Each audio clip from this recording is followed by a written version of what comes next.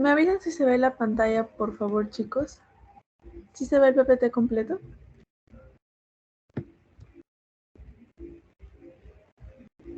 Sí se ve. Ya, genial. Ya, entonces vamos a iniciar de una vez con lo que viene a ser la asesoría 9 y la 10 que también corresponde hoy día.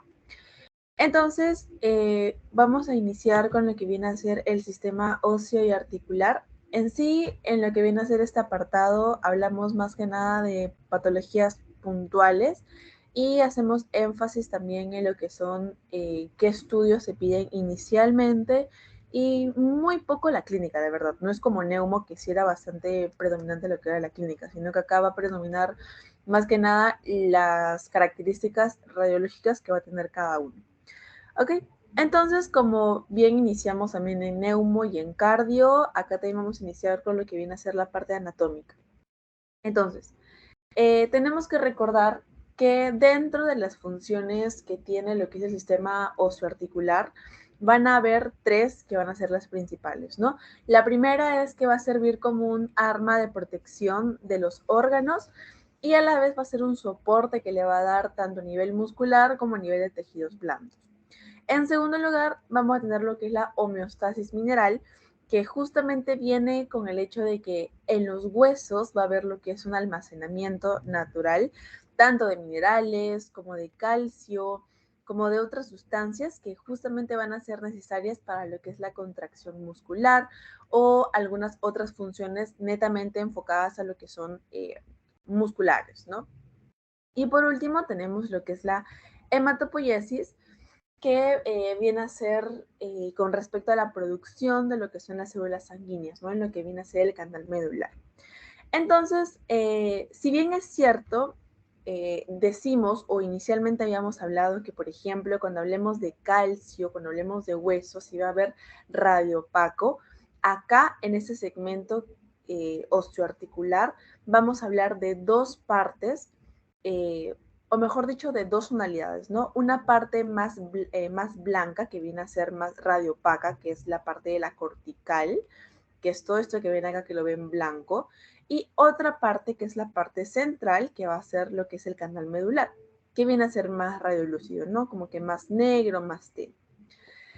Entonces, para que también puedan ir recordando un poco de lo que es la división, en sí nuestro sistema óseo articular va a dividirse en dos partes. Lo que son las partes axiales, que va a estar constituido por lo que son 80 huesos, y lo que es la parte apendicular, que es la mayor cantidad de huesos, que son 126, que va a estar dada por lo que son los miembros tanto superiores como miembros inferiores. Entonces, en la parte axial tenemos lo que es la cabeza, lo que es la columna vertebral, lo que es la caja torácica, lo que es el esternón y lo que es la pelvis. En cambio, en la parte de la división apendicular tenemos tanto los miembros inferiores, donde está el fémur, la tibia, el peroné, las falanges, etc. Y tenemos lo que es el miembro superior, que de igual forma va a ser dado por lo que es el húmero, los metacarpos, el radio, el cúbito, etc. Bien, ahora sí pasamos a lo que son las partes del hueso. Como yo les dije, dentro de lo que viene a ser el hueso en sí, va a tener dos partes, ¿no? Una parte de la cortical, que es justamente el borde del hueso, que va a ser radiopaco, va a ser blanco, y otra parte que va a ser la parte central, que es la parte del canal medular, que va a ser más radiolúcido, más negro. ¿Ok? Entonces, estas dos van a ser, digamos, lo que va a constituir los huesos. Ahora, cuando hablamos de partes, o sea, de cómo se va a dividir un hueso, se va a dividir primero en tres porciones. La porción más externa, más extrema, mejor dicho, va a ser denominada la epífisis, ya sea una epífisis proximal o una epífisis distal. Luego, lo que está, digamos, contenido todo lo que es el canal medular se le va a denominar diáfisis, donde vamos a ver lo que es netamente la cortical y netamente lo que es el canal medular. Y lo que está entre la epífisis y la diáfisis, como que este canalcito de un trance, se le va a denominar metáfisis, ya sea una metáfisis proximal o una metáfisis distal. Entonces, esas van a ser, digamos, las partes del hueso que van a estar constituidas, ya sea una epífisis, una metáfisis o una diáfisis. ¿Por qué es importante que ustedes sepan esto? Porque ustedes cuando hablen, por ejemplo, de fracturas, de patologías, lesiones, etcétera, no van a decir arribita del hueso, no van a decir en el medio, tienen que decir en la epífisis proximal, en la diáfisis, exactamente en la cortical, en el canal medular, ya tienen que estar como que usando lo que es la terminología de diagnóstico como tal. ¿Ok? Entonces, así como hay partes dentro del hueso, también van a ver lo que son diferentes tipos de clasificaciones. Y las clasificaciones pueden ser según su forma, y etcétera más, ¿no? Pero primero vamos a hablar de lo que son según la forma. Entonces, dentro de lo que son las clasificaciones de los huesos según forma, tenemos lo que son los huesos largos, que van a ser muy fáciles de identificar. Va a predominar, como ustedes saben, la L de longitud, va a predominar lo que es la longitud sobre lo que viene a ser el ancho o el grosor que pueda tener. Por ejemplo, tenemos los huesos tanto de miembro superior como de inferior, como está el húmero, el fémur, etc. Por otro lado, tenemos lo que son los huesos cortos. Estos huesos cortos va a tener una forma mucho más pequeña, la longitud no va a predominar. Generalmente van a ser de forma de cubitos, como en este caso, en el caso de los huesos del carpo, del tarso, por ejemplo, y la función justamente es de amortiguar. Sirven como un colchoncito entre el, digamos, los huesos largos, ¿no? Por ejemplo, en ese caso de la articulación del carpo o en el caso de los tarsos. Entonces, la función de los cortos, de los huesos cortos, va a ser principalmente de amortiguación. Entonces, esto es más que nada para que se den, para que recuerden que son unas memotecnias de los huesos que están, digamos, en la zona de lo que es la mano, ya sea de los metacarpianos, de las falanges tanto distales como medias, como proximales, y todos los huesitos que ustedes ya conocen por anatomía.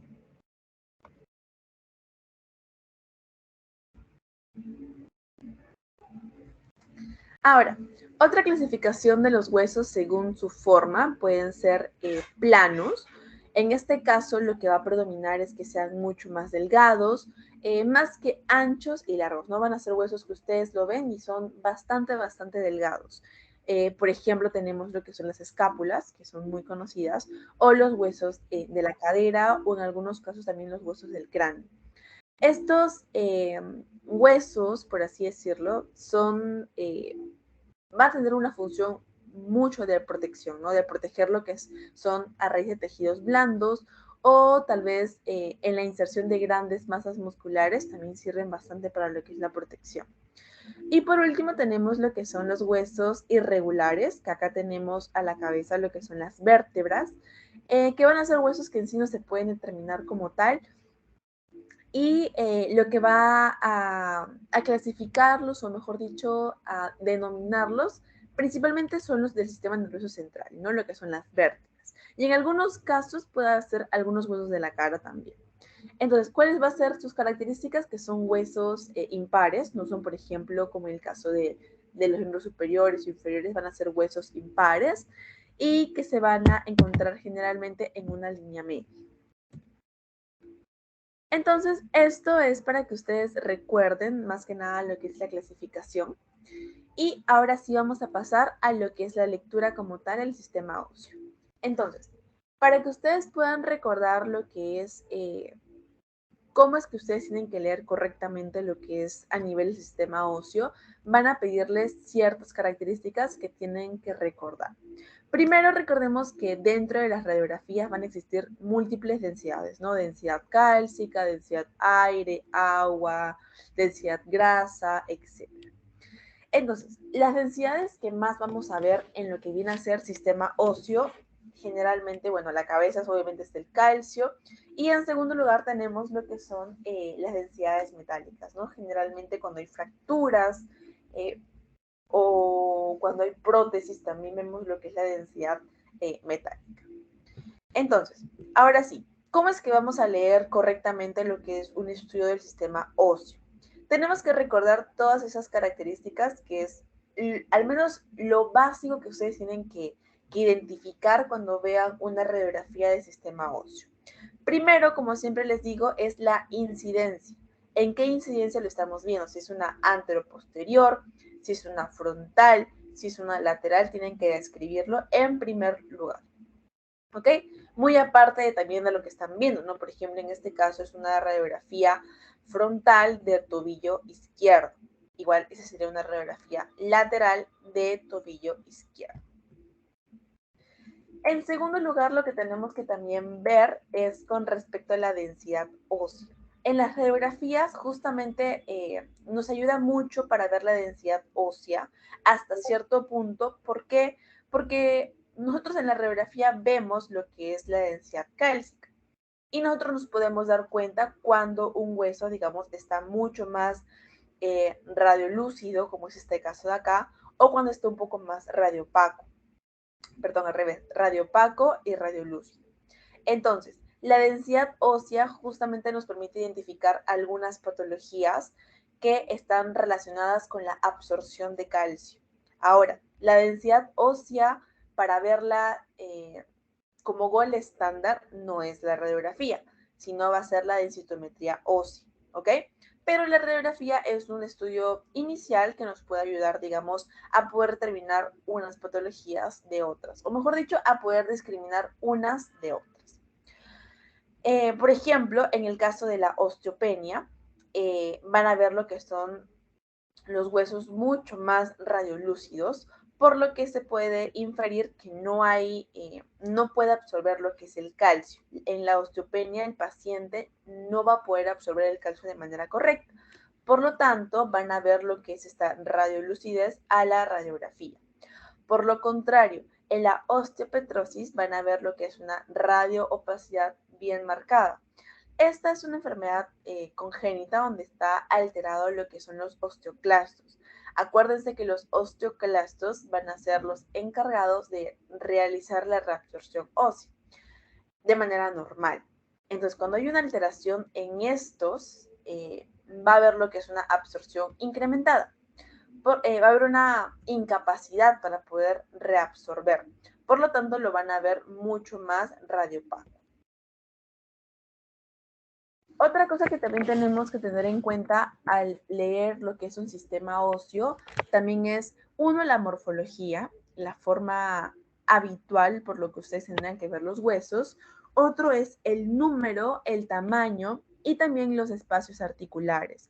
Generalmente en lo que son estructuras articulares como es la muñeca, el tobillo, la rodilla, el codo, donde hay, digamos, la unión de lo que son diversos huesos, o hay huesos más pequeños, va a existir mucho lo que son estos espacios articulares, que es lo de una articulación normal. Pero hay algunas patologías que justamente van a hacer que este espacio se reduzca, que haya una reducción parcial o tal vez total de lo que es la capacidad del movimiento de lo que viene a ser la articulación. Y a eso se va a denominar anquilosis. ¿Ok?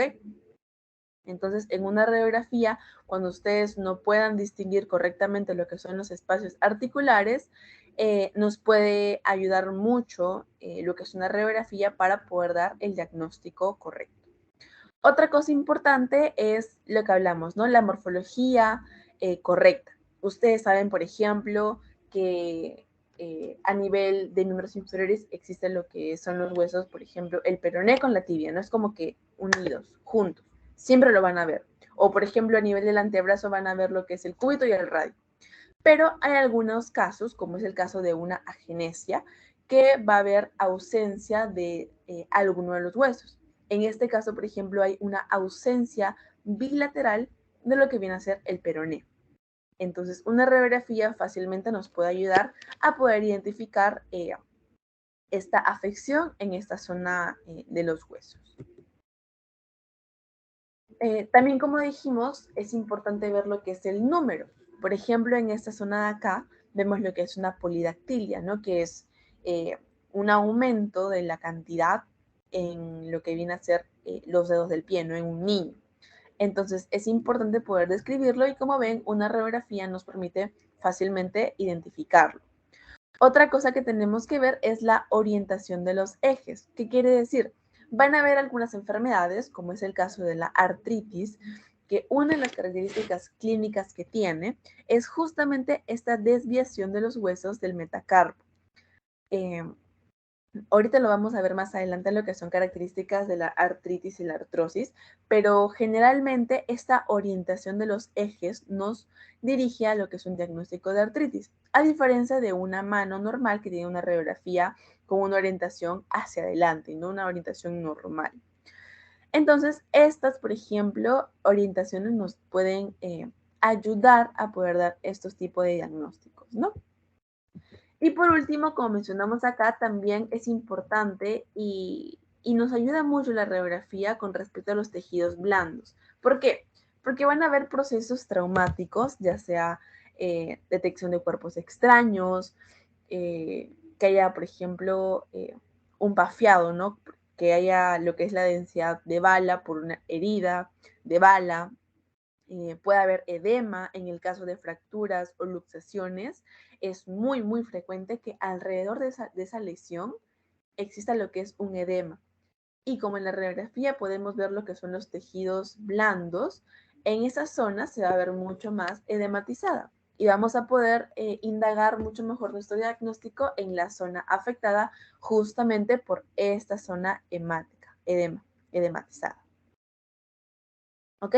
Por ejemplo, en esta radiografía de acá, donde vemos una densidad metálica, podemos sospechar que es una herida por arma de fuego, puede ser por bala, y ven que toda la zona del tejido celular subcutáneo, todo lo que es lo que es la densidad grasa, lo van a ver mucho, mucho más aumentada, ¿no? Como si hubiera un aumento de partes blandas.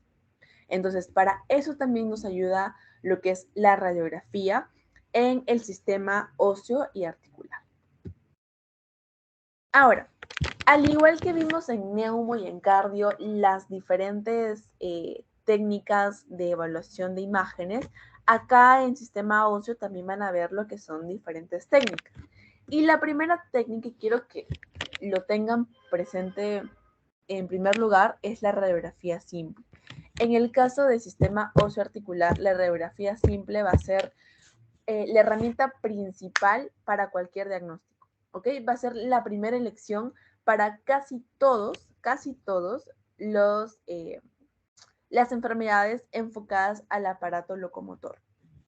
Entonces, la radiografía simple, como les digo, va a ser de primera elección, ¿ok? Ya sea para miembros superiores, inferiores, el torso, lo que sea. Porque ustedes ya conocen las ventajas, la radiografía simple es rápida, barata, muy accesible, fácil de tomar. Entonces, tiene muchas ventajas que en primera instancia, ante una fractura, una luxación, bueno, precisamente fracturas, o alguna otra afección del sistema osteoarticular, va a ser de primera elección. Otra cosa importante es porque nos ayuda mucho a poder evaluar lo que son las articulaciones.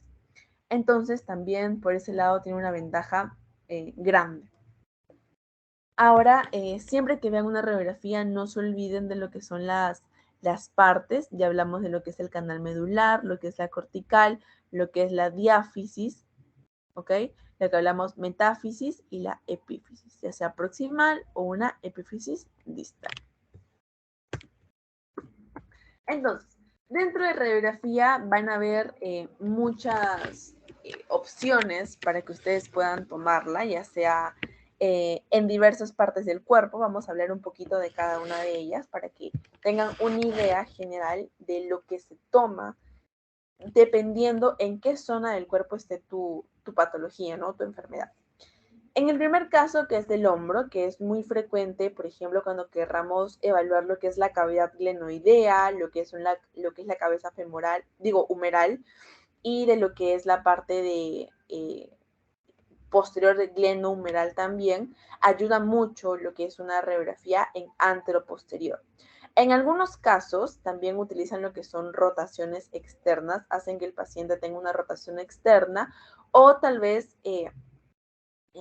los rayos puedan tener una proyección en Y de la escápula, ¿no? Son diferentes técnicas ya muy específicas, digamos, para lo que viene a ser nosotros, que somos médicos generales, pero para que ustedes lo conozcan, ¿no? Que hay proyecciones tanto en Y de la escápula, hay proyecciones axilares que justamente enfocan en lo que es la cavidad glenoidea, pero todas tienen el fin de evaluar lo que es la articulación a nivel del hombro. Otra zona que también podemos evaluar es la zona del codo.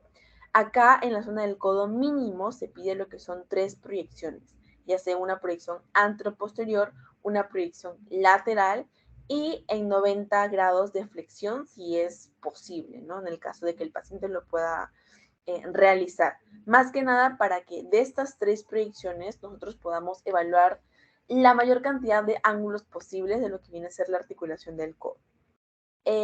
Como les digo, en el caso de articulaciones es muy frecuente que lo hagamos en el caso de fracturas, ¿no? En el caso de fracturas, por ejemplo, que no tengan un desplazamiento de la cabeza del radio, se pide lo que son mínimo 3 proyecciones.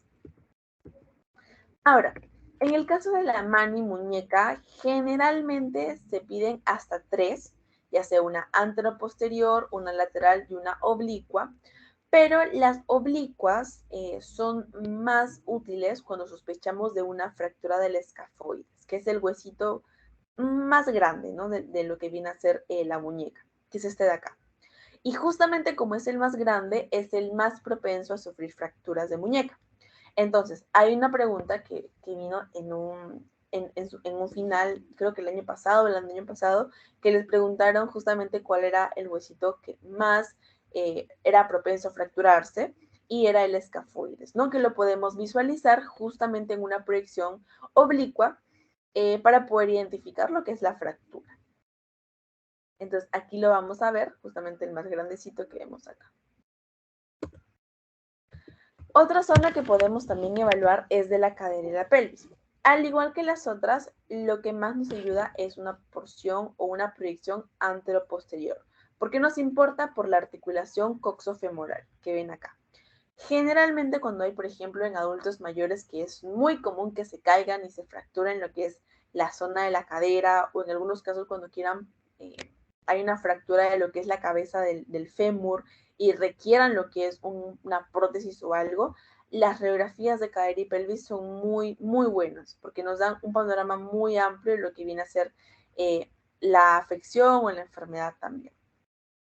Otra cosa que nos ayuda mucho en el caso de la proyección oblicua de la pelvis es para evaluar también lo que es el agujero obturador y el estudio del ilíaco del mismo lado también. ¿Ok? Al igual que el tobillo, al igual que hablamos de la mano y muñeca, en el caso del tobillo y pie es de la misma forma. Anteroposterior, lateral, oblicua, las 3 proyecciones principales para evaluar lo que es tobillo y pie. Más que nada porque justamente en estas zonas es que hay muchos huesos, tanto pequeños como largos, entonces tener todas las proyecciones ayuda mucho al diagnóstico, ya sea de una fractura o alguna otra enfermedad. De igual forma, en el caso de la rodilla, la proyección anteroposterior, lateral y en algunos casos la tangencial también ayuda para evaluar más que nada lo que es esta zona de acá, que viene a ser el espacio articular.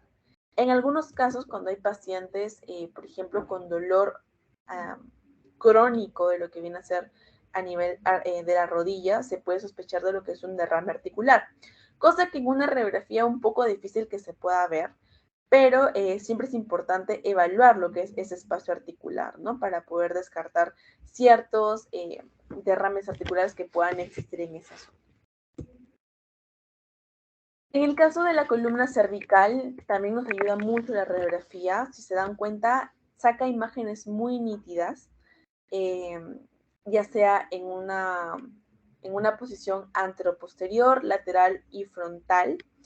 Y nos permite ver lo que son los cuerpos vertebrales, lo que viene a ser las apófisis espinosas y sobre todo ver la alineación de estos cuerpos vertebrales, ¿no? Por ejemplo, cuando hay accidentes automovilísticos y hay el famoso latigazo, es muy común y es muy importante evaluar la zona de la columna cervical. Ven acá, tenemos lo que es la proyección oblicua, de igual forma para poder evaluar lo que son los cuerpos vertebrales. Miren cómo están todos rectitos, ¿no? Siempre tienen que tener esa línea como una línea imaginaria para poder determinar que están de manera correcta. Ahora, en el caso de la columna dorsal y lumbar, ya vamos bajando en la parte media y la parte más inferior, es importante pedir solamente lo que es una anteroposterior y una lateral. Con esas dos nos basta bastante. ¿Cuándo pedimos una oblicua? Cuando sospechamos de lo que es una espondilolisis, ¿ok? Una espondilolisis de la parte interarticular, ahí recién podemos solicitar lo que es la proyección oblicua. ¿Y qué va a hacer esta espondilolisis? Esta consiste en lo que es la ruptura de la lámina de la vértebra, ¿ok? De la lámina de la vértebra y de forma que la articulación facetaria queda de una forma separada de lo que es el resto. Y esta espondilolisis va a tener una forma muy particular, que viene a ser en forma de perrito, ¿ok? Miren, viene a ser en forma de perrito justamente por la ruptura de lo que es la lámina de la vértebra. Y van a verlo de esta forma. Acá está la ruptura, ¿ven? Y acá va a ver la forma del perrito. Ya por último tenemos lo que es a nivel del sacro y también del coxis, que bueno, de igual forma es más que nada para evaluar lo que son articulaciones sacroiliacas y es fácil pedir una anteroposterior y una lateral. Entonces con eso ya culminamos con lo que viene a ser las radiografías y pasamos a lo que viene a ser las tomografías. En sistema óseo articular también podemos pedir lo que son tomos, sobre todo para poder evaluar en cortes mucho más amplios que puedan permitir lo que es una comparación simétrica de lo que son las articulaciones. Otro punto importante de la tomografía es que nos ayuda a evaluar estructuras más complejas, ¿no? Ya que de cierta forma eliminan esa sobreposición que sí tenía lo que es una radiografía. En el caso del tomo, como son varios cortes, eh, te, te suprime mucho esa limitación, ¿no? Que es justamente la sobreposición y lo que viene a ser es el signo de la silueta que es muy dificultoso para evaluar lo que son articulaciones. Entonces, ¿para qué nos ayuda la tomografía? La tomografía es un estudio que usa lo que son, como ya saben, radiaciones ionizantes, en el cual nos permite tener imágenes muy buenas, o sea, imágenes con una resolución excelente, que nos permite hacer lo que es una reconstrucción de imágenes para poder evaluar tanto lo que son fracturas, ya sea de pelvis, calcáneo, muñecas, de cara, etcétera, ¿no? O sea, son imágenes muy buenas para poder evaluar lo que son diferentes tipos de fracturas. Las tomografías, otro punto importante es que nos permite evaluar lo que son en 3 dimensiones. Y justamente esas 3 dimensiones lo que nos permite es ver de múltiples ángulos lo que son una sola zona ósea, ¿no? Y ayuda mucho en la parte tanto ortopédica como en la parte traumatológica. Ahora, ¿cuándo va a estar indicado una tomografía? La tomografía, por lo mismo que son estudios más complejos, van a ser útiles en traumatismos óseos, ya sea para poder determinar la cantidad, ya sea el número o la localización exacta de lo que son los fragmentos óseos. Otra cosa importante u otro objetivo importante es que vamos a usar la tomografía cuando tengamos zonas complejas, ya sea en fractura de pelvis, hombro, columna, tarso y carpianos. ¿Ok? Cuando sospechemos o tengamos una fractura muy compleja con pedazos, digamos, muy dispersos o una zona muy pequeña, podemos pedir lo que es una tomografía. También cuando tenemos lo que son en retraso de consolidaciones de fracturas o presencia de pseudoartrosis. En el caso de displasia de cadera, en tumores también, ya sea el osteoma osteoide, más que nada se acuerdan cuando hablamos del osteoma osteoide, uno de los signos principales era el nido central, que no se podía ver o muy difícilmente se podía ver en una radiografía. Entonces, una tomo sí nos permite ver lo que es este nido central. En el caso de osteomielitis crónica y en complicaciones de prótesis también podemos pedir lo que es una tomografía. Recuerden que no en todos los pacientes se pueden pedir, porque justamente la dosis o la cantidad de radiación que tiene o recibe el paciente en una tomo es mucho mayor que en una radio. Entonces, justamente por esa exposición a la radiación es que solamente en estos casos, principalmente, se puede indicar lo que es una tomografía. Entonces, aquí, por ejemplo, vamos a ver lo que es una radiografía simple de lo que es el calcáneo, donde vemos ciertas irregularidades, ¿no? Entonces, ustedes ven esta radiografía y pueden decir que hay cierta afección en esa zona, pero en una tomo se puede ver lo que es la reconstrucción, ya sea coronal o sagital, de lo que es, esta fractura. Entonces, justamente la tomografía nos ayuda a hacer esta reconstrucción que en una radiografía podían ver la fractura muy difícil. En cambio, en una tomo van a ver la fractura completa, van a poder reconstruirla y van a poder indicar con mucha más precisión la cantidad de fragmentos y de igual forma el grado de fractura que va a tener el hueso. En este igual, por ejemplo, vemos lo que es a nivel de la rodilla. En una radiografía podemos ver una leve fractura, pero en el caso de una tomo ya se puede visualizar mucho mejor lo que es la fractura a nivel de la rodilla. Y por último, en el caso del hombro, que también son zonas de articulación con muchos huesitos, una fractura a nivel de lo que es el cuello del húmero con un desplazamiento, en una radiografía no se ve tanto, en cambio en una tomografía ya lo van reconstruyendo, se puede ver mucho mejor, y ya en una 3D ya se ve completamente lo que es la fractura y generalmente se utiliza para poder realizar la cirugía de reconstrucción, ¿no? Para que sea mucho más exacto y más preciso lo que son, lo que viene a ser la reconstrucción de la articulación. Ahora tenemos lo que es la resonancia magnética. En el caso de la resonancia magnética en sí, si bien es cierto, es un estudio bastante preciso, muy bueno para obtener imágenes, en el caso de evaluar los huesos como tal, no es muy bueno, ¿ok? No es muy bueno para evaluar lo que son huesos.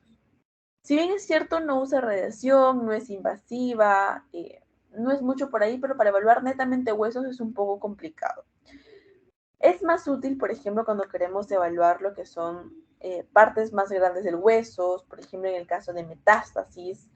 eh, en esos casos podemos evaluarlo, ¿no? Y también, por ejemplo, cuando queramos evaluar tendones, ligamentos, derrames, líquidos, presencia de líquidos a nivel de articulación, ahí sí la resonancia es muy útil, en esos casos. Ahora, si ustedes se acuerdan, la resonancia se dividía en, bueno, en dos tipos, ¿no? La resonancia T1 y la resonancia en T2. Entonces, ¿cuándo pedimos una resonancia magnética en T1? Eso sí, escríbanlo porque les pueden preguntar. En T1 lo solicitamos para evaluar tendones, ligamentos y meniscos. Esos tres. T1, tendones, ligamentos y meniscos. En cambio, T2 nos sirve mucho mejor para evaluar lo que son cartílagos articulares, el cartílago articular, lo que viene a ser la presencia de líquido y lo que viene a ser derrames. ¿Ok? Esa es principalmente la diferencia entre uno y otro. Y como les dije, de igual forma la resonancia tiene una resolución muy buena, ¿no? Una resolución de contraste mucho mejor que cualquier otra técnica de imágenes. Pero hay que saber en qué casos utilizarla. Como les digo, ya sea en T1 o en T2, muy difícilmente evalúa lo que es hueso netamente, sino se evalúa lo que son tendones, ligamentos o alguna presencia de derrame líquido articular. Entonces, en el caso, por ejemplo, esta es una resonancia de una tendinitis crónica a nivel del hombro, donde vamos a ver lo que son lesiones del manguito, del manguito rotador, ya sea del tendón del bíceps, en el hombro, En el caso, por ejemplo, de lesiones inflamatorias también ayuda mucho. ¿Por qué? Porque en una tendinitis vamos a ver lo que son ya sea los tendones y van a ver también lo que son algunos músculos. Y lo que nos permite ver es justamente ese tipo de calcificaciones o en algunos casos también nos permite ver lo que son derrames, como les estaba diciendo.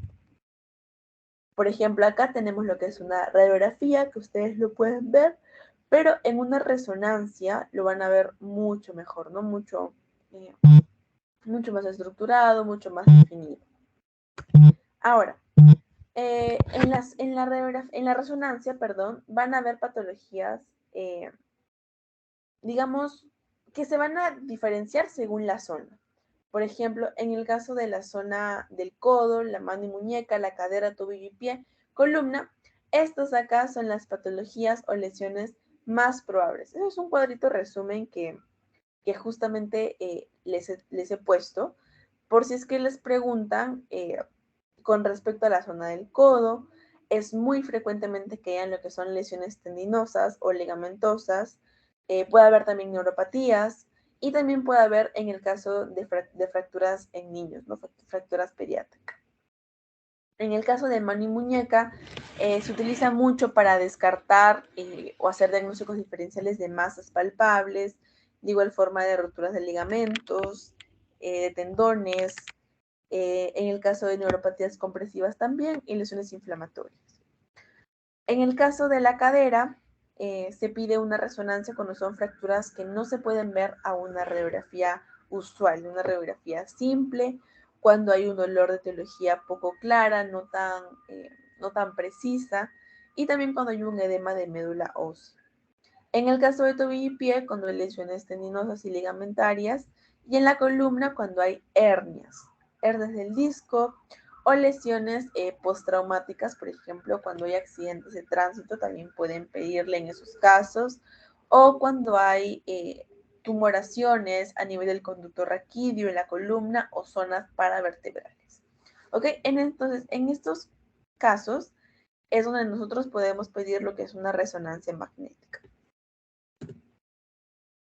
Ahora, ¿cuándo pedimos lo que es una ecografía?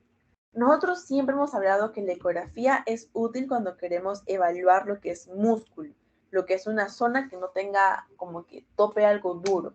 Entonces, si pedimos para evaluar una fractura, ¿creen que sea posible verla de manera correcta? Va a ser bien complicado. Por eso, la ecografía se pide principalmente para evaluar lo que son partes blandas, ¿ok? Partes blandas, ya que no muestra un detalle tan amplio como si lo hace una resonancia o una tomo. Entonces, cuando pedimos eco para tendones, en algunos casos de tendones, en algunos casos de niños que tengan afecciones en la cadera, en el caso, por ejemplo, de hombro, que tenga una ruptura del manguito rotador, cuando sospechemos de pequeñas zonas de líquidas, pequeñas colecciones líquidas dentro de lo que son los tendones, y este va a ser el examen de primera elección para lo que es la exploración de toda articulación, ¿ok? Cuando tenemos una sospecha de un compromiso a nivel de tendones, por ejemplo. ¿Por qué es la primera elección? Porque es mucho más rápida que una resonancia. Si bien es cierto, hablamos que en la resonancia en T1 evalúa tendones, etcétera, la resonancia es mucho más complicada de obtener que una ecografía. Por eso es que la ecografía es de primera elección para evaluar lo que son zonas articulares con sospecha de compromiso de tendones. Ventajas, ustedes ya conocen que es muy barato, no emite lo que es una radiación ionizante, no es penetrante, invasiva, pero sí es es un aparato que es técnico dependiente, ¿no? Es operador dependiente, que depende mucho de la experticia de la paciente, del doctor o del ecógrafo para poder obtener imágenes mucho más claras. Entonces acá vemos lo que es el tendón, lo que es la parte del tejido celular subcutáneo, vemos la piel, trabéculas, y en esa zona de acá, creo que acá se ve mejor, sí, acá, lo que es la parte de la colección líquida, ¿no? Que justamente no se tendría que ver, tendría que verse lo que es la membrana sinovial y lo que son los tendones, pero se ve una zona anecoica, negra, donde nos sugiere que hay una colección líquida, de igual forma caben entre los tendones, porque esto debería ser tendón, todo esto.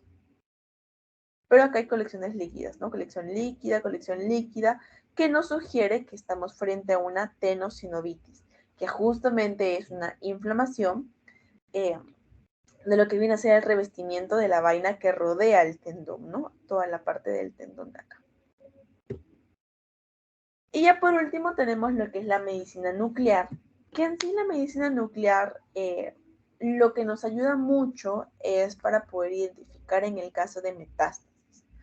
Si bien la medicina nuclear utiliza lo que son isótopos radioactivos, como lo que son los radiofármacos, y es muy sensible, no es muy específica.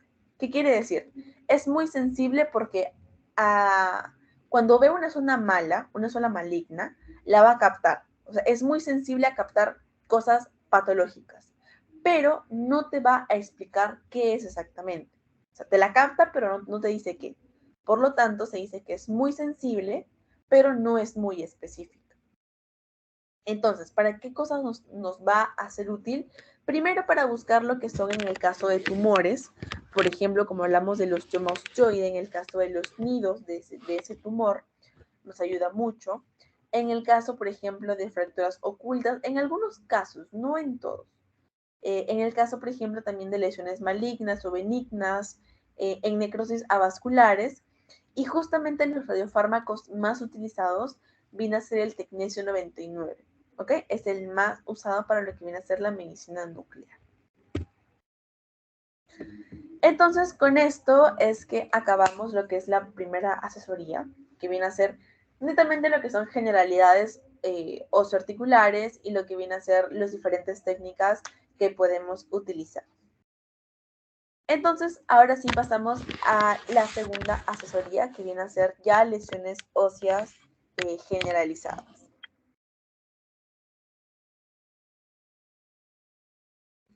Ya, entonces, cuando hablamos de lesiones óseas generalizadas, ya ustedes saben, ya hemos explicado eso del hueso normal, tiene lo que es una epífisis, una diáfisis, una metáfisis, y tenemos lo que es la parte de la cortical y la parte de lo que es el canal medular, ¿no? Acá.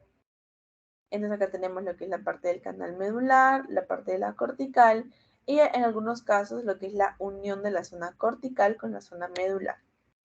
Entonces, hablando de la fisiopatología un poquito, recuerden que dentro del sistema osteoarticular tenemos como que dos agentes. Uno que son los osteoblastos, que son los encargados de hacer la disminución de la producción, que se van a encontrar en lo que es la zona cortical, la zona más externa. Y luego tenemos lo que son los osteoclastos, que se van a encargar de hacer la reabsorción del hueso. O sea, se van a encargar de fagocitar el hueso, ¿no? Para que no crezca tanto y no haya una densidad ósea aumentada. Entonces, cuando hay un equilibrio entre estos dos, tanto de los osteoclastos como de los osteoblastos, es que ustedes van a poder ver un hueso normal, con una densidad normal, un canal medular normal, una cortical normal.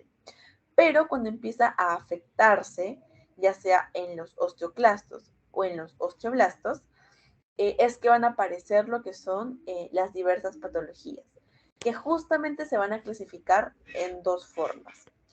Unas patologías que van a tener como característica la pérdida de la densidad ósea y otras patologías que se van a caracterizar por un aumento de la densidad ósea. Entonces vamos a iniciar primero con lo que viene a ser las patologías que están relacionadas a la pérdida de la densidad ósea. Ahora, cuando hablamos de densidad ósea, es normal que varíe con respecto a la edad. O sea, mientras más ancianos nos hacemos, la densidad ósea va a disminuir, ¿ok? Va a ser progresivo.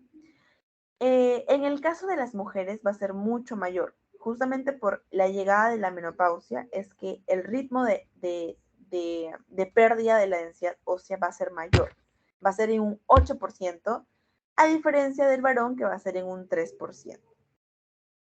Entonces, La osteopenia no va a ser denominada como tal una enfermedad, pero sí es algo que lo van a poder identificar radiológicamente, porque va a ser esa disminución de la densidad ósea, independientemente a la etiología que tenga. Entonces, tenemos lo que es un hueso normal, ¿ok? Y para que este hueso llegue a desarrollar una patología por pérdida de densidad ósea, como es en el caso de la osteoporosis, va a tener que pasar un tiempo. Y en ese tiempo que va a haber una pérdida o una disminución de la densidad ósea, va a empezar a formar lo que es la osteopenia. Que netamente, solamente quiero que recuerden que es netamente la disminución de la densidad ósea. ¿Ok? Ahora, para que esta densidad ósea se pueda ver a nivel radiográfico, tiene que haber una pérdida entre un 30 a un 50% de esta mineralización ósea para que se pueda ver a nivel radiográfico. Entonces, la osteopenia va a tener tres características principales de lo que viene a ser a nivel radiográfico. Primero, tenemos que haber un incremento global de la transparencia ósea. ¿Qué quiere decir? En una, eh, en una articulación o en un hueso normal se va a ver radiopaco. Pero ¿qué pasa en una osteopenia? En una radiografía se va a ver mucho más transparente. Si se dan cuenta, si comparan, se ve mucho más transparente que el del lado derecho. Ahora, la cortical. La cortical en una osteopenia va a ser mucho más delgada, mucho más fina. Cuando ustedes ven los bordes, se dan cuenta que casi están desapareciendo. A diferencia del de acá, que sí se pueden notar y delimitar con claridad. Y por último tenemos la disminución de lo que viene a ser la densidad de la cavidad medular, ¿no? En la parte central también va a haber una disminución de esa densidad.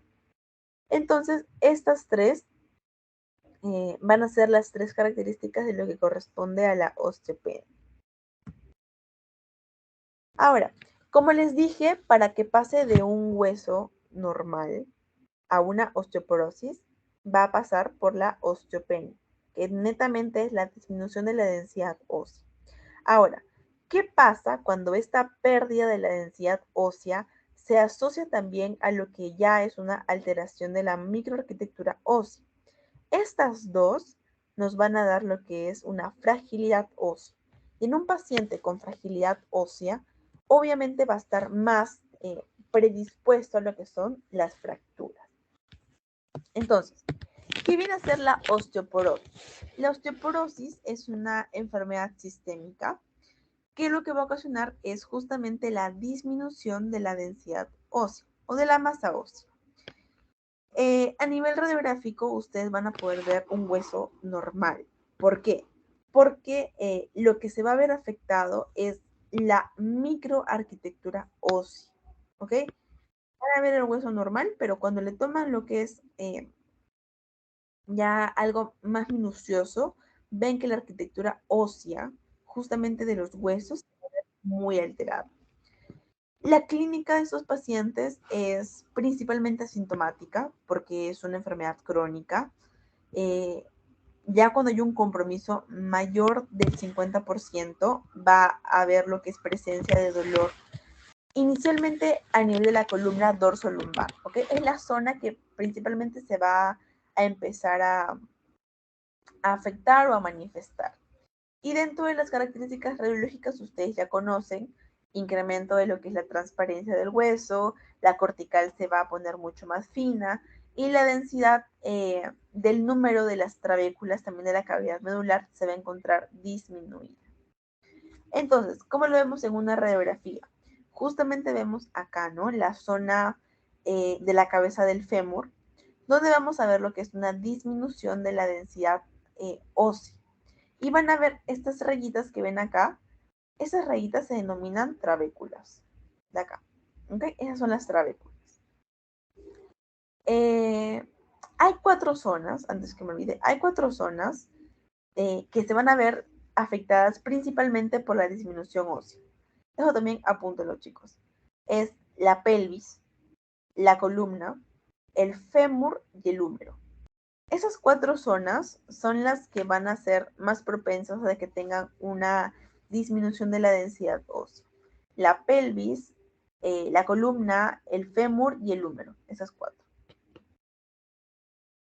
Ahora, hablando un poco de las causas, para que conozcan de lo que es la osteoporosis, van a haber múltiples causas, ¿ok? Dentro de las más importantes y dentro de las que más les pueden preguntar, si es que hubiera el caso, serían las de tipo endocrinológicas o metabólicas. Uno, que es la posmenopausia, como les dije en el caso de las mujeres, que también va a ser considerada como una osteoporosis tipo 1. Y dos, que tenemos la de tipo senil, que esa también le afecta a los varones, ¿no? Que es más que nada por la edad, que también va a ser denominada una osteoporosis tipo 2.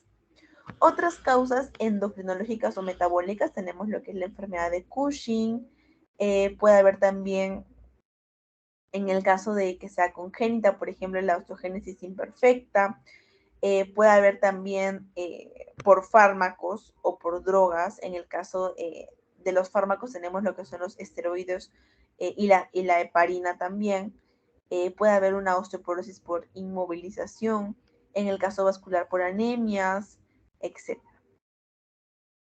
La clasificación de la osteoporosis puede ser de 3 tipos. Puede ser generalizada, cuando afecta la mayor cantidad de lo que es el esqueleto, casi todo el esqueleto. Puede ser regional, cuando afecta un segmento del esqueleto, y puede ser también localizada, cuando afecta una única área de lo que viene a ser la parte articular o la parte del hueso. Como les digo, para que se pueda ver esta pérdida de densidad ósea en la radiografía, mínimo se pide una pérdida de entre el 30 al 50%. Y acuérdense también que a partir de los 35 años, el inicio de la pérdida ósea en mujeres va a ser del 8% y en hombres va a ser del 3%. Para la osteoporosis, el método diagnóstico que mejor se adecua, tenemos todo, pues, ¿no? La radiología, tomografía, resonancia, gamma, todo es importante. Pero ¿cuál va a ser el método diagnóstico así, que es la técnica cuantitativa para poder medir la densidad ósea? Es la densitometría ósea. ¿Por qué? Porque la densitometría ósea nos va a dar lo que son estos valores, ¿no? Te va a dar lo que es un valor de masa ósea normal, te va a indicar si está en osteopenia, en osteoporosis o en una osteoporosis severa. ¿Y cómo lo va a denominar? Justamente va a utilizar lo que es el T-score, que te permite lo que es una clasificación T, ¿no? Y lo que evalúa es la densidad ósea, ya sea de un hueso normal hasta una presencia de lo que es la osteoporosis severa, ¿no? Cuando ya hay un desarrollo o una presencia de fractura. Otra cosa importante que sepan reconocer es la forma, ¿no? La forma normal de un hueso, por ejemplo, de un cuerpo vertebral. Mire bien los bordes, la estructura y cómo es que al llegar a la osteoporosis puede llevar a lo que es, primero, lo que es una pérdida de lo que son las trabéculas. Y en otros casos puede haber una deformidad de lo que viene a ser el cuerpo vertebral. Y justamente esa deformidad que tenemos se va a poder ver en hallazgos radiológicos. Esta de acá es un cuerpo vertebral normal, ¿no? La cortical, la parte superior, inferior, anterior, posterior, todo está normal. Un hallazgo radiológico o un tipo de osteoporosis que pueda haber son las vértebras en cuña, ¿no? Que tenemos lo que es la pérdida de la altura, miren acá, en un lado de lo que es de la vértebra. Otro caso también puede ser lo que es la deformidad en biconcavidad, que se le denomina también vértebra de pescado, que es como un hundimiento, tanto superior como inferior, de lo que es el cuerpo vertebral. Y por último tenemos la del tipo aplastado en torta, que justamente es la pérdida de la altura, ¿no? La pérdida del tamaño de lo que viene a ser el cuerpo vertebral. Entonces, en el caso de una osteoporosis, acá lo que tenemos es una columna vertebral completamente normal. Miren los cuerpos vertebrales, las corticales, el tamaño, las apófisis espinosas, todo está, digamos, de manera correcta, de manera regular. ¿Qué pasa en una osteoporosis? Van a aparecer estos hallazgos radiológicos que estábamos hablando, ¿no? Por ejemplo, en el caso de los cuerpos vertebrales irregulares, la cortical, el tamaño es muy diferente a los que eran los normales. Por lo tanto, podemos ver lo que son radiografías de un paciente que presenta justamente en esta zona, ¿no? La afección de los cuerpos vertebrales. Acá de igual forma, por ejemplo, miren, este es un paciente inicial y al transcurrir un año, ven como hay una deformidad, por ejemplo, acá en forma de pescado, una deformidad de los cuerpos vertebrales con una biconcavidad y también vemos acá en cuña, por ejemplo, acá en cuña. En este caso es un paciente con lo que viene a ser una osteoporosis senil, ya sea por edad, ¿no? Que es del tipo 2. Otra patología que también vemos es lo que corresponde a la osteomalacia. ¿Qué va a ser la osteomalacia? La osteomalacia es el raquitismo, pero en adultos. ¿Y qué es el raquitismo? Es justamente el encurvamiento de lo que viene a ser los huesos, ¿ok? De los huesos inferiores, de los miembros inferiores. Entonces, ¿por qué ocurre este encurvamiento? Porque la mineralización que tienen esos huesos es incompleta. Por lo tanto, el hueso, tanto esponjoso como la cortical, va a ser muy débil. Por lo tanto, va a haber ese encurvamiento de los huesos, ¿ok? La osteomalacia es muy fácil de identificarla, ¿no? Porque los huesos de un adulto se pueden ver fácilmente, ¿no? Generalmente en huesos largos. Van a ser huesos largos, incurvados y deformados. Y acá va a aparecer lo que es una fractura muy particular, que se denomina fractura por insuficiencia, que van a aparecer estas líneas, que se van a denominar líneas de Lusser, ¿ok? Que son líneas simétricas que se van a caracterizar porque solamente afectan una parte de la cortical. Si se dan cuenta, no llega a atravesar todo lo que es el hueso, solamente es una parte.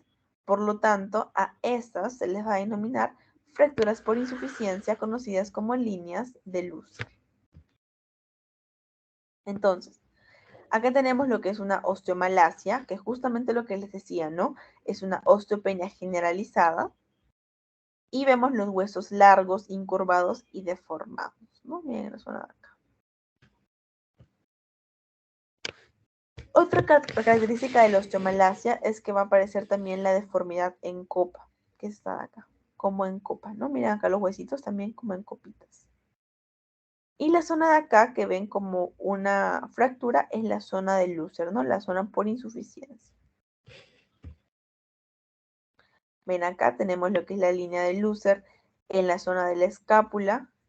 Hay también una disminución marcada y hay lo que se denomina las trabéculas, ¿no? También que hablamos de las trabéculas. Acá igual las fracturas o las líneas del Lusser. Ahora, la osteólisis. ¿Qué viene a ser la osteólisis? Lisis. Lisis es destrucción. Osteólisis viene a ser la destrucción ósea. Y esta destrucción ósea va a ocurrir por dos tipos, ¿ok?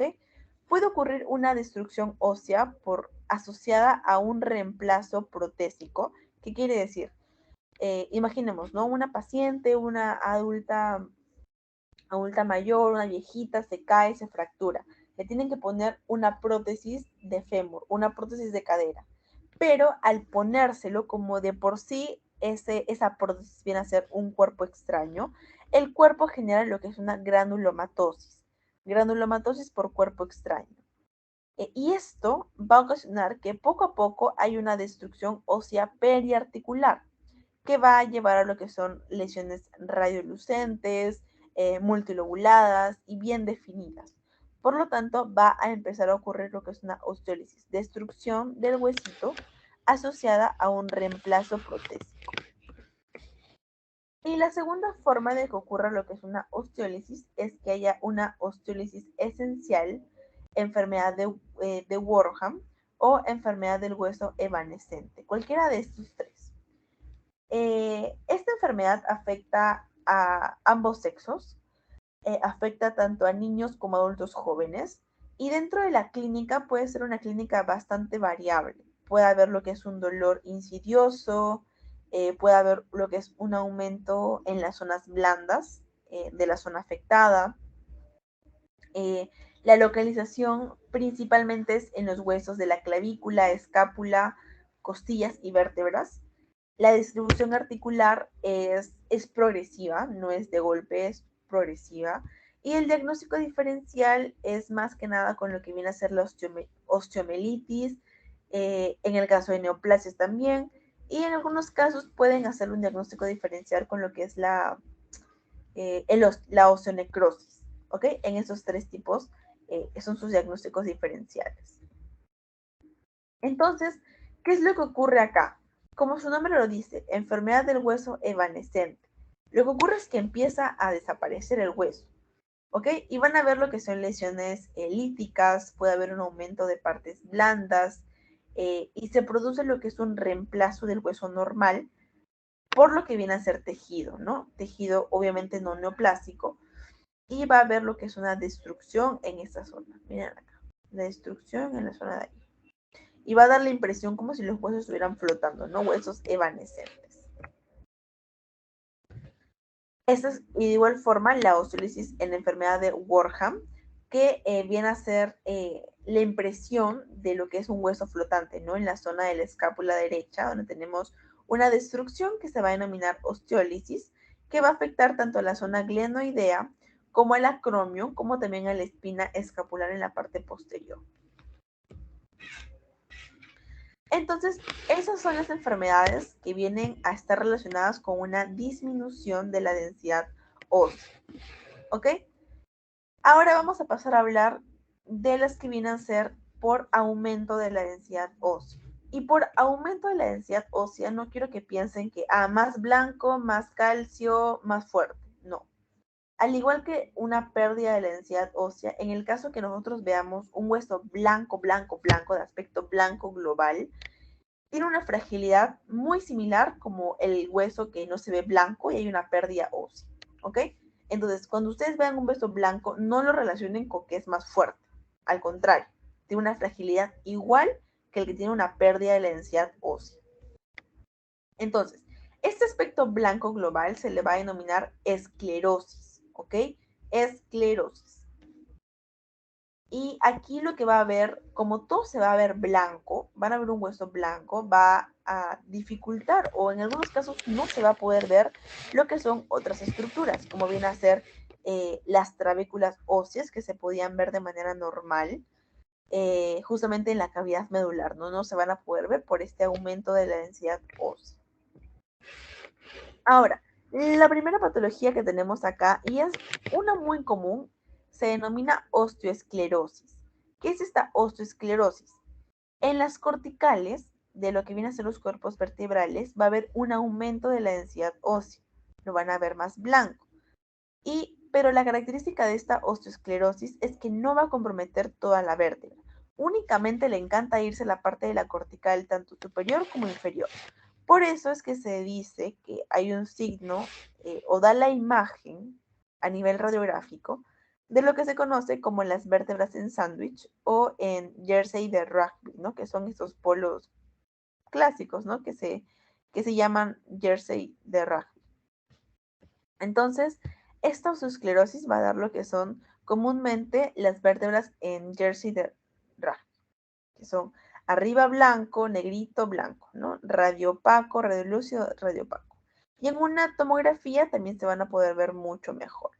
Pero generalmente la tomografía no se pide tanto porque si se dan cuenta en una radio, basta y sobra con lo que es la imagen de estos cuerpos vertebrales. Ahora, esta osteoesclerosis, dentro de la fisiopatología, va a haber lo que es un aumento de la actividad osteoclástica. ¿Se acuerdan que así el osteoclasto era el encargado de lo que era la reabsorción ósea, no la reabsorción del hueso? Entonces, este aumento de la reabsorción ósea sumado en algunos casos a células tumorales, osteogénicas o condrogénicas, genera lo que es netamente el aumento de la densidad ósea. Y este aumento de la densidad ósea te da la imagen de un hueso blanco, ¿no? En la radiografía. ¿Cuáles van a ser sus causas? Sus causas son múltiples, ya sean solitarias o difusas y generalizadas. Estas son todas las causas que pueden existir en cada una de estas, pero en su teoría únicamente las dividen así. Puede haber un aumento de la densidad ósea difusa, o sea que comprometa gran parte de lo que es la estructura ósea, y puede haber un aumento de la densidad ósea focal, que esté en una zona en específico. Entonces, cuando hablamos de un aumento de la densidad ósea difusa, tenemos lo que son las metástasis osteoblásticas difusas y tenemos lo que es la osteopetrosis, que es muy infrecuente, la verdad. No es muy común encontrar pacientes con osteopetrosis. En el caso de que sea un aumento de la densidad ósea de tipo focal, acá tenemos lo que son las metástasis focales localizadas. Tenemos en el caso de necrosis avascular del hueso y tenemos lo que es la enfermedad de Payet. Entonces, en el caso de las metástasis blásticas, se dan a causa de lo que viene a ser cánceres, ¿no? Un cáncer primario que va a generar lo que es una metástasis más adelante, ¿no? Y digamos que el cáncer, así se los pongo en rojito y grande, porque también les han preguntado, el cáncer que más hace metástasis a los huesos es el cáncer prostático, ¿no? El cáncer de próstata. Más del 80% de estos pacientes van a presentar lo que es una metástasis blástica. En segundo lugar tenemos cáncer de mama, carcinoma de células transicionales, carcinoide, meduloblastoma y neuroblastoma. Pero a la cabeza siempre va a estar, hasta ahorita está lo que es el cáncer de próstata. Y este cáncer de próstata va a tener como que unas zonas favoritas, ¿no? Primero, los huesos largos. Segundo, la pelvis. Tercero, la columna. Va subiendo a las costillas y por último la calota, ¿ok? Esas 5 zonas, huesos largos, pelvis, columna, costillas y la calota. ¿Y cómo se van a ver estas metástasis blásticas? Por ejemplo, esta es una metástasis blástica por carcinoma prostático. Va a ser un paciente que justamente va a tener, en este caso, una prótesis de cadera. Y lo que van a ver son múltiples áreas blancas en el hueso, múltiples áreas blancas, ¿no? Que se van a ver como huequitos. En algunos casos lo conocen como signo del popcorn o el signo de la canchita, porque lo van a ver como múltiples zonas, ¿ok? Zonas blancas. Que generalmente, como les digo, aparecen en la zona de la cadera o en huesos largos también. En el caso de la tomografía, vamos a ver lo que es un compromiso de la zona de la columna lumbar, en la zona de la columna dorsal, ven en la zona del fémur también lo que son áreas blásticas. Tal vez en una radiografía no se ve tan bien, pero en una tomo sí lo van a poder ver mucho mejor, ¿no? El compromiso de la columna, miren acá en el compromiso de la columna lumbar, dorsal, vemos en la cabeza femoral también comprometidos en la columna como tal y van a ver lo que son lesiones blásticas, ¿no? Acuérdense que para las metástasis blásticas el gol estándar va a ser la gamografía ósea, que usaba tecnesio 99, justamente para ver la actividad que tiene en esas zonas afectadas. Ahora, pasamos a lo que es la osteopetrosis. La osteopetrosis, quiero que lo relacionen con huesos de mármol, ¿ok? Se va a denominar también lo que es una enfermedad de los huesos de mármol. ¿Por qué? Porque los huesos se van a ver completamente blancos. No van a poder diferenciar lo que es el canal medular de la cortical. Entonces, la osteopetrosis lo sacan al toque porque es una enfermedad congénita que al ver a la radiografía van a ver huesos blancos, completamente blancos. Por ejemplo, este es el caso de una paciente mujer. Miren acá lo que son las mamas y vemos lo que es una caja torácica completamente blanca, blanca, blanca, blanca, blanca. Y en una incidencia lateral, si se dan cuenta, se puede ver muy bien lo que son las parrillas costales, bueno, la parrilla costal. Se ve bien blanca, ¿no? En el caso de esta paciente.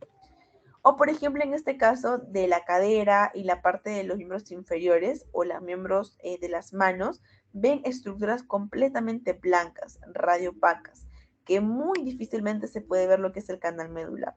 Eso se denomina osteopetrosis. Y ya por último tenemos lo que es la enfermedad de Payet, que es una enfermedad crónica que se da por una infección del paramyxovirus, que afecta principalmente a personas de edad avanzada, ¿no? Y que se va a caracterizar por una destrucción anormal ósea y que va a generar lo que son deformaciones. Esta enfermedad afecta a estas zonas, pero la zona más frecuente es la pelvis, ¿ok? Es la zona más frecuente donde van a ver ustedes áreas de osteoesclerosis y va a haber una mayor densidad del hueso. Por ejemplo, en este caso de acá, ven una mayor cantidad, una zona radiopaca, una mayor densidad del hueso justamente en el lado derecho de la pelvis.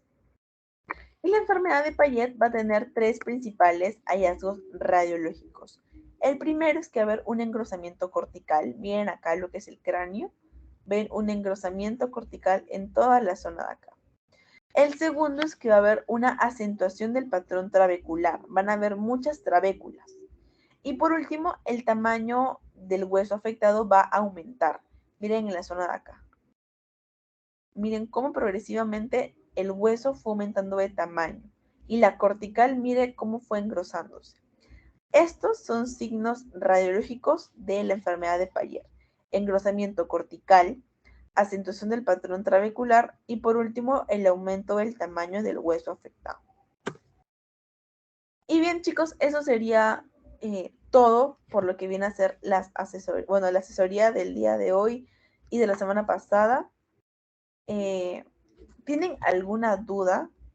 Sino para pasarles de una vez lo que viene a ser el pasito, el post-test. ¿Tienen alguna duda, chicos?